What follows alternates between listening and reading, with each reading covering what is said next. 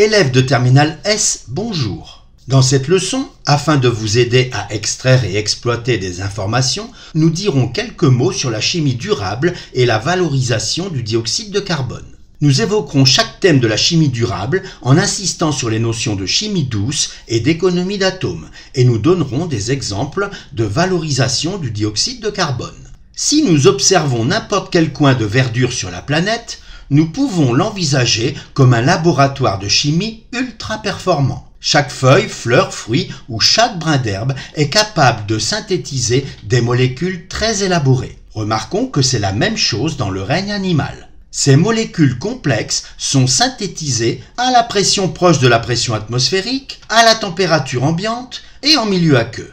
L'énergie nécessaire est faible, un peu de lumière suffit. Ce laboratoire de chimie ne produit pas de déchets toxiques pour l'environnement et consomme du dioxyde de carbone. Un des secrets de cette chimie extraordinaire est l'intervention de catalyseurs extrêmement spécifiques. La chimie, qui est une science jeune, sait déjà faire beaucoup de choses aujourd'hui, mais nous sommes encore extrêmement loin de pouvoir réaliser les performances de la nature. Toutefois, la nature nous montre la voie et l'objectif de la chimie douce est de synthétiser des molécules en s'inspirant le plus possible du monde vivant. Par exemple, puisque la nature ne produit pas de déchets, on essaiera de synthétiser une molécule donnée en produisant le moins possible, en amont en cherchant des solutions pour limiter les déchets, en aval en les recyclant. Pour limiter les déchets, donc réaliser des transformations chimiques à moindre coût environnemental et énergétique, il faut économiser les atomes. L'utilisation atomique, que nous notons UA, est un indicateur qui mesure l'efficacité des procédés chimiques. Si, par exemple, je veux synthétiser un produit P, ou plutôt P1, je dois faire réagir entre eux des réactifs R1, R2, R3, etc.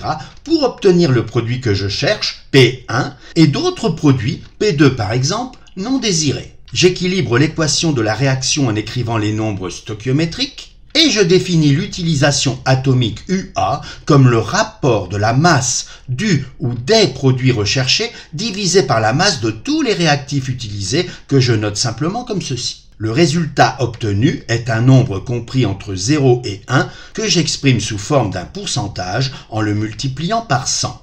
En raisonnant sur un avancement de 1 mol, la masse des produits recherchés est égale à la somme des masses des produits recherchés J, soit la somme des produits BJ, nombre stoichiométrique, MJ, masse molaire, divisée par la somme des masses des réactifs I, donc la somme des produits AI-MI. Un procédé sera d'autant plus efficace que son utilisation atomique se rapproche de 100%.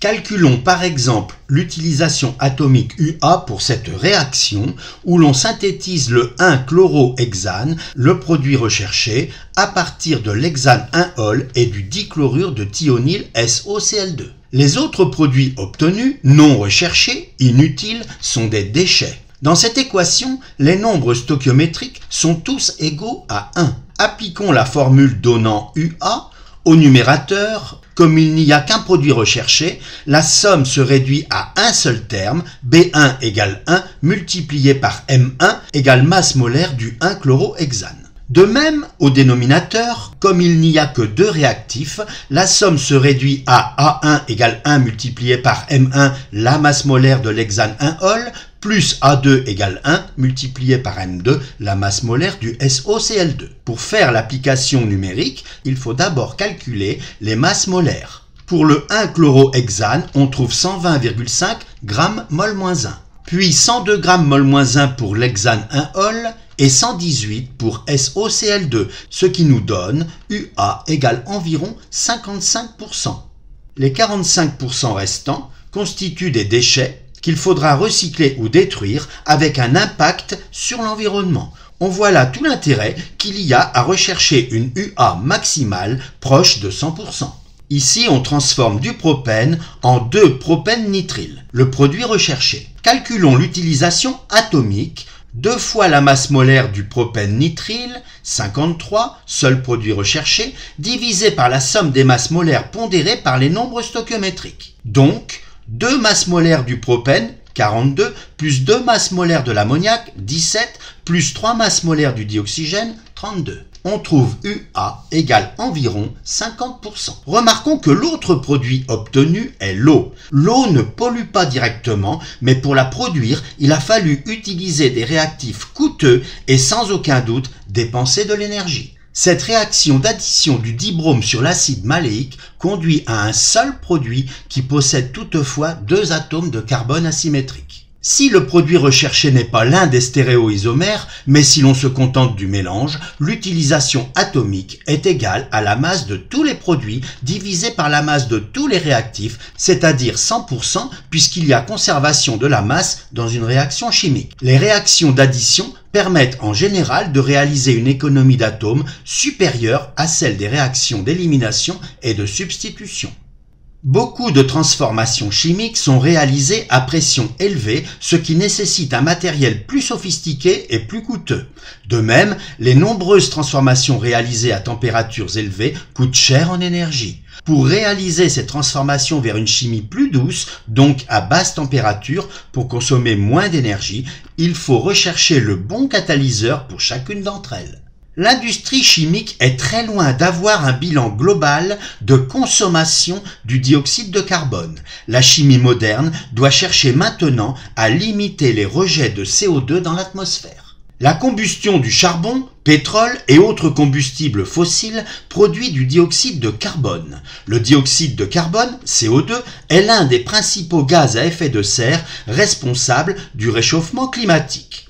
Nous ne pouvons pas rivaliser avec les plantes qui ont un bilan global de consommation du CO2, mais nous pouvons réduire la production en brûlant moins de charbon et de pétrole, le stocker, c'est-à-dire le mettre ailleurs que dans l'atmosphère, le valoriser en l'utilisant pour fabriquer des molécules utiles.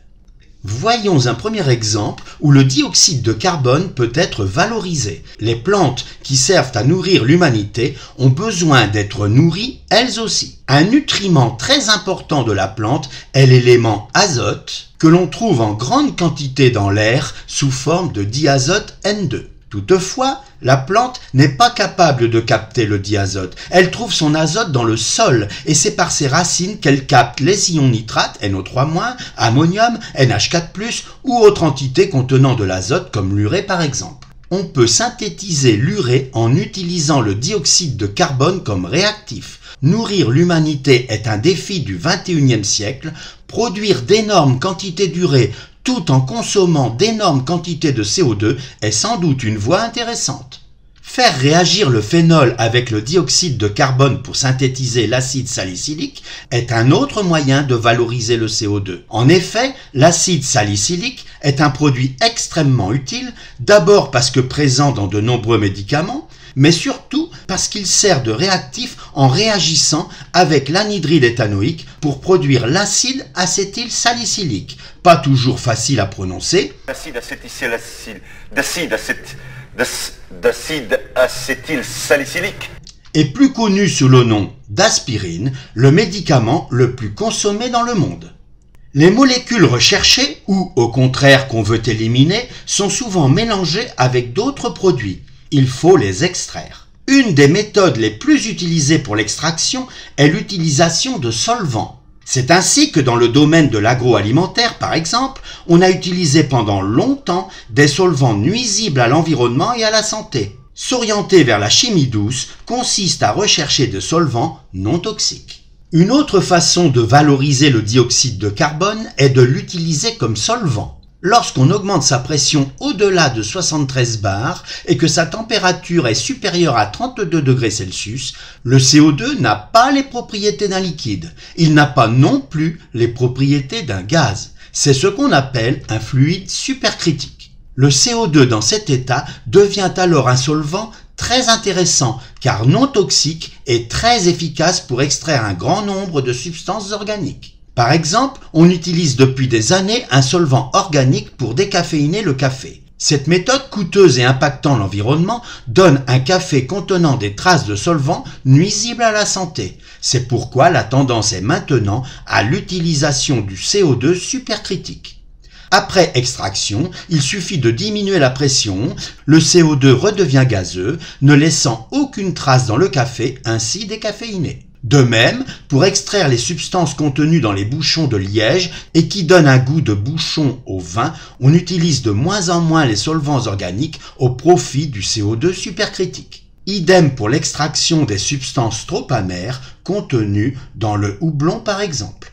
Un autre axe de la chimie durable est d'utiliser la matière végétale plutôt que la pétrochimie pour fabriquer les molécules dont nous avons besoin.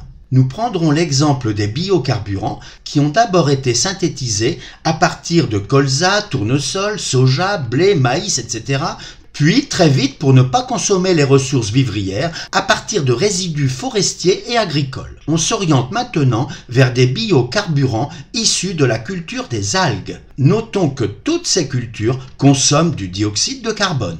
La chimie transforme ensuite ces matières végétales en carburant. Ce carburant est brûlé dans le moteur de la voiture qui rejette du CO2, le CO2 qui avait été absorbé par les plantes et qui sera absorbé à nouveau par les plantes de l'année suivante. Ce cycle du dioxyde de carbone peut durer longtemps, c'est un processus durable. En revanche, en consommant le carburant issu de la chimie du pétrole, rien n'est prévu pour absorber le dioxyde de carbone produit qui s'accumule dans l'atmosphère. À force de puiser du pétrole dans le sous-sol, il n'y en aura bientôt plus. À force de rejeter sans cesse du dioxyde de carbone dans l'atmosphère sans prévoir sa réabsorption, on ne pourra bientôt plus respirer. Cette situation ne pourra pas durer. La leçon est terminée. À bientôt!